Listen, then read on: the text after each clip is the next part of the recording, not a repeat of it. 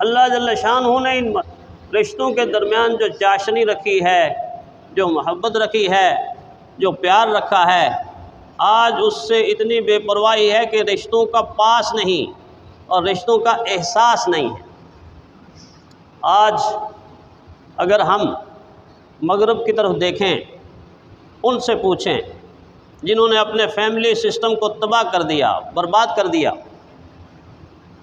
ہمارے کتنے کتنے پیارے رشتے ہیں، کن کن ناموں سے میں اور آپ ان کو بلاتے ہیں، اور کس طرح ان کا احترام دلوں کے اندر آتا ہے۔ لیکن مغرب کا وہ نوجوان، ایک نہیں لاکھوں نوجوان جو نکاح کے رشتے سے آزاد ہوئے، آج اپنے باپ کی شکل دیکھنے کو ترستے ہیں۔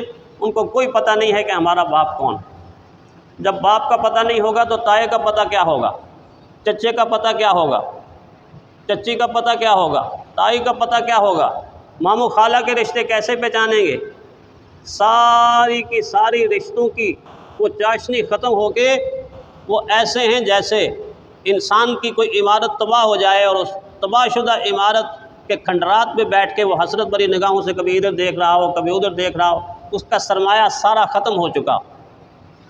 یہ اللہ کا کتنا بڑا انعام ہے مسلمانوں پر، اہل ایمان پر، مجھ پر اور آپ پر، کہ ہمارا خاندانی نظام باقی ہے، خاندانی نظام باقی ہے۔ اور یہ فرق بھی ہے انسانوں میں اور جانوروں میں۔ جانوروں کا خاندانی نظام بہت کم مدت کے لیے شناسائی اختیار کرتا ہے، شناسائی اختیار کرتے ہیں۔ چڑیا اپنے بچوں کو اس وقت تک پہچانتی ہے جب گھونسلے کے اندر ان کو خوراک دیتی ہے، خوراک دیتے ہوئے پہچانتی ہے میرے بچے ہیں، پیار بھی ہے، ممتا بھی ہے، لا لا کے ان کو کھلاتی بھی ہے، پلاتی بھی ہے، ان کو سنبھالتی بھی ہے۔ لیکن جو ہی وہ بڑے ہوتے ہیں اور بڑے ہونے کے بعد اڑنا سیکھ جاتے ہیں، دائیں بائیں اڑ جاتے ہیں، پھر 5-7 دن کے بعد نہ بچہ اپنی ماں کو پہچان سکتا ہے، نہ ماں اپنی بچے کو پہچان سکتی ہے۔ وہ عام چڑیوں کی نو میں تو داخل ہیں، نو کو تو پہچانتے ہیں لیکن خاندان کو نہیں پہچانتے۔ خاندان تو نام ہے اولاد کا، ماں کا، باپ کا، نانی کا، نانے کا، دادی کا، دادے کا، چچا کا، ماموں کا، خالہ کا، پھپھو کا، یہ خاندانی نظام۔ جانوروں میں یہ نہیں ہے۔ وقتی طور پہ ضرورت کے مطابق وہ اپنے اس چھوٹے سے خاندان کو پہچانتے ہیں۔ جب بکھر جاتا ہے تو خاندانی نظام ختم ہو کے ایک نسل کا نظام، نو کا نظام اللہ ان کو سمجھا دیتا ہے۔ ہاں یہ چڑیاں ہیں تو چڑیوں ہی کے ساتھ اڑیں گی، یہ کبوتر ہیں تو کبوتروں ہی کے ساتھ اڑیں گے، یہ کوے ہیں تو کووں کے ساتھ اڑیں گے، اور یہ بلبلیں ہیں تو کٹھی بلبلیں ہی اڑیں گی۔ نو کو تو پہچانتے ہیں لیکن اس سے نچلی سطح پر آ کر خاندان کو نہیں پہچان سکتے۔ اللہ تعالیٰ نے انسان کو یہ حص عطا کی ہے کہ پہچانتا ہی نہیں ہے، جب اس سے کوئی بچھڑ جاتا ہے تو سال ہا سال آنسو بھی بہاتا ہے، تڑپتا بھی ہے، روتا بھی ہے، ملنے کی دعائیں بھی کرتا ہے، اور جب سال ہا سال 40 سال گزرنے کے بعد جب اس کی دعائیں رنگ لاتی ہیں، آنسو رنگ لاتے ہیں، تمنائیں و آرزویں رنگ لاتی ہیں، اور مصر میں جا کے حضرت یوسف ظاہر ہوتے ہیں اور ادھر سے حضرت یعقوب جاتے ہیں، خاندان کا خاندان سے ملاپ ہوتا ہے، باپ کا بیٹے سے ملاپ ہوتا ہے، تو پھر ایسے وقت کے اندر جب انسان سینے سے سینہ ملاتا ہے، گلے سے گلا ملاتا ہے، جو لذت، جو سرور اور جو لطف اور جو اس کی آنکھوں کی ٹھنڈک اور دل کا سرور اس کو ملتا ہے، وہ وہی جانتا ہے، اس کو لفظوں حرفوں میں انسان بیان نہیں کر سکتا۔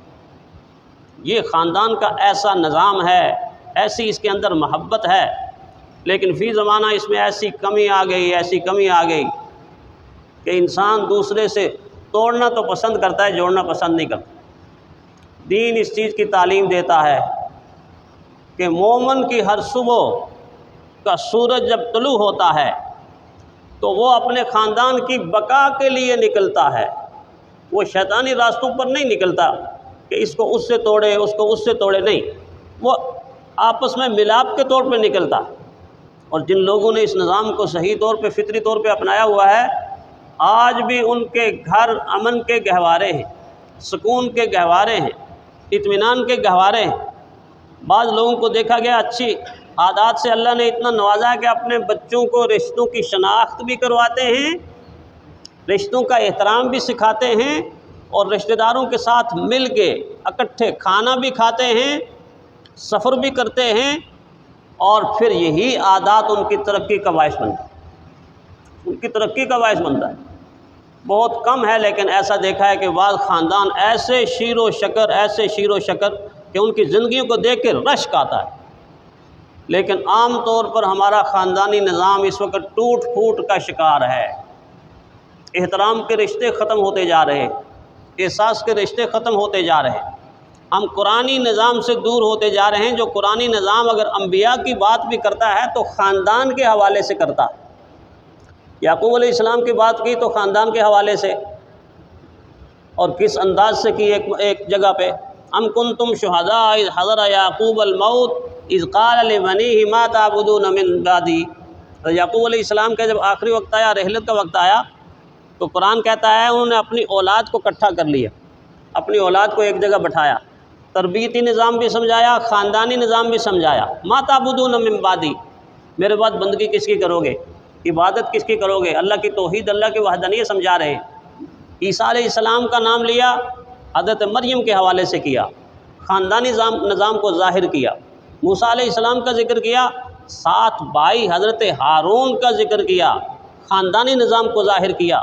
گویا انبیاء کرام کے حوالے سے حضرت زکریا کا ذکر کیا، پھر بیٹے کی خوشخبری دے دی یحییٰ، خاندانی نظام کے حوالے سے کیا۔ آدم علیہ السلام کا ذکر کیا، ساتھ ان کی زوجہ محترمہ کا اسکن انت وزوجک الجنہ، آپ بھی اور آپ کی اہلیہ بھی اس جنت میں رہیں۔ سارے کے سارے تذکرے دیکھیں تو اللہ تعالیٰ ان ناموں کو، بابرکت ناموں کو خاندان سے جوڑ جوڑ کر بیان کر رہے ہیں۔ کیوں بیان کر رہے ہیں؟ اس لیے کہ انسانیت کے اندر یہ خاندانی نظام پروان چڑھے اور یہ درخت ایسا خوبصورت اور حسین و جمیل بن جائے کہ اس کی ہر ٹہنی سے، ہر پتے سے، ہر پھول سے، ہر پھل سے محبت کا پیغام دنیا میں عام ہو جائے، الفت کا پیغام دنیا میں عام ہو جائے۔ اگر ایسا ہوگا تو شیطان کا حملہ ناکام ہو جائے، اور ایسا اگر نہیں ہوگا تو پھر شیطان ٹہنی ٹہنی، پتا پتا، جوڑ جوڑ الگ کر دے گا، اور الگ کرنے کے بعد اس سارے کے سارے شجرہ طیبہ کو بکھیر دے گا۔ پھر دشمنیاں پیدا ہوں گی، پھر بغض پیدا ہوگا، پھر حسد پیدا ہوگا، پھر نفرت پیدا ہوگی، پھر قتل و غارت شروع ہو جائے گی، پھر خاندانوں کے خاندان تباہ ہو جائیں گے۔ تو اس وقت ضرورت یہ ہے کہ اللہ تعالیٰ کے اس فطری نظام کو ہم سمجھیں کہ خاندانوں کو ملانا کیسے ہے، خاندانوں کو جوڑنا کیسے ہے، خاندانی خوبصورت زندگی کو دوبارہ نئے سرے سے کس طرح وجود میں لانا ہے۔ اگر آپ اس میں کامیاب ہو جائیں گے تو انشاءاللہ دنیا کی زندگی بھی بن جائے گی، اور آخرت کے نظام میں بھی اللہ تعالیٰ ہمیں بہتری عطا فرمائیں گے۔ وآخر دعوانا الحمدللہ رب العالمین۔